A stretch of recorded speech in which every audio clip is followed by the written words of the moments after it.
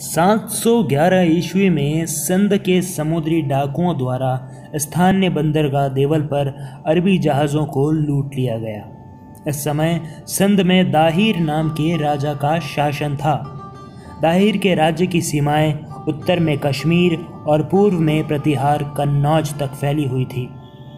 दाहिर द्वारा अरबी जहाज़ लूटने की घटना का उपयुक्त स्पष्टीकरण नहीं दिए जाने को तत्कालीन कारण बनाकर ईरान के गवर्नर हजाज ने खलीफा वलीद से अनुमति प्राप्त कर सिंध पर आक्रमण के लिए सेना भेज दी। प्रारंभिक 2 अभियानों में हजाज के 2 सेनापति मारे गए। इसके बाद हजाज ने अपने चचेरे भाई व दामाद 17 साल के नवयुवक मोहम्मद बिन कासिम को भेजा।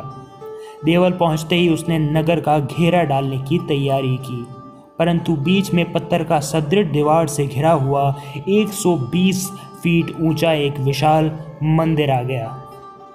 मंदिर का एक देशद्रोही पुरोहित अरबों से जा मिला और उसने सूचना दी कि जब तक ताबीज़ बंधा हुआ है और इस मंदिर पे लाल झंडा फहरा रहा है तब तक नगर को जीतना नामुमकिन है। शीघ्र ही मोहम्मद कासिम ने मजनीक द्वारा इस ध्वज को गिरा दिया। ध्वज गिरने से नगर की रक्षा करने वाले सैनिक हतोत्साहित हुए और अरबी सैनिक उत्साहित हुए। कासिम ने नगर पर अधिकार करने के बाद 17 साल से अधिक अवस्था वाले तमाम लोगों को मार डाला और छोटे बच्चे और स्त्रियों को कैद कर लिया। मंदिर की लूट में काफ़ी सामान हाथ लगा, जिसका 5वां हिस्सा हजाज के पास भेज दिया गया और शेष हिस्सा बांट दिया गया सैनिकों में। इसके बाद उसने आगे बढ़कर निरून, सहवान और सिमम पर अपना अधिकार कर लिया। अंत में 20 जून 712 ईस्वी को रावर के युद्ध में भारतीय और अरबी सेनाओं के बीच भयंकर संघर्ष हुआ। दाहिर शत्रुओं को काटता हुआ अपने साथियों सहित अरबी सेना के मध्य भाग तक जा पहुंचा।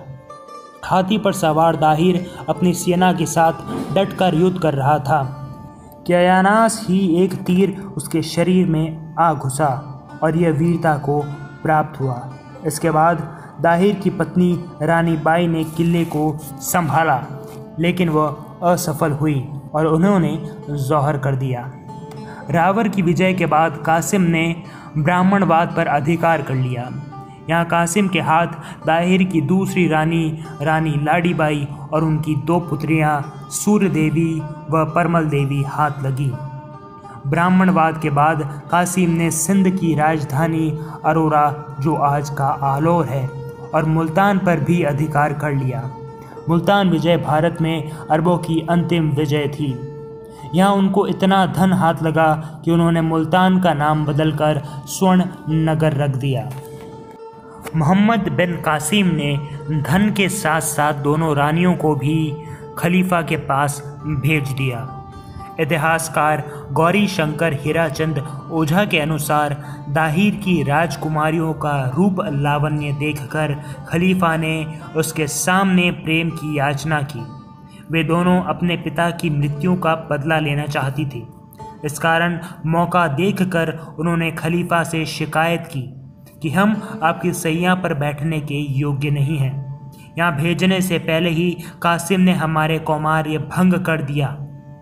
इतना सुनते ही खलीफा आग बबूला हो गया और उसने तत्काल आज्ञा पत्र लिखवाया कि मोहम्मद बिन कासिम को देखते ही बैल के चमड़े में जीवित सिलवाकर हमारे पास भेज दो। हुक्म की उस समय तालीम हुई। मार्ग में तीसरे दिन कासिम मर गया और उस अवस्था में खलीफा के पास पहुंचाया गया। खलीफा ने उन दोनों राजकुमारियों को बुलवाया और उन्हीं के सामने बैल का चमड़ा खुलवाकर कासिम का शव उन्हें दिखलवाया और कहा कि खुदा के खलीफा का अपमान करने वालों को मैं इस प्रकार दंड देता हूँ। कासिम का मृत शरीर देखते ही राजकुमारी के मुख पर अपना मनोरथ सफल होने की प्रसन्नता छा गई, परंतु साथ ही मंद मुस्कुराहट और कटाक्ष के साथ उसने खलीफा को कहा कि ए खलीफा, कासिम ने हमारे सतीश ने नष्ट नहीं किया था। उसने कभी हमें आंख उठाकर तक नहीं देखा, परंतु उसने हमारे माता पिता, भाई और देश बंधुओं को मारा था। इसलिए उससे अपना बदला लेने के लिए हमने यह मिथ्या दोष उस पर लगाया था। वीर बालिकाओं के ये वचन सुनते ही खलीफा सुन्न हो गया और उन दोनों को जिंदा जलवा दिया।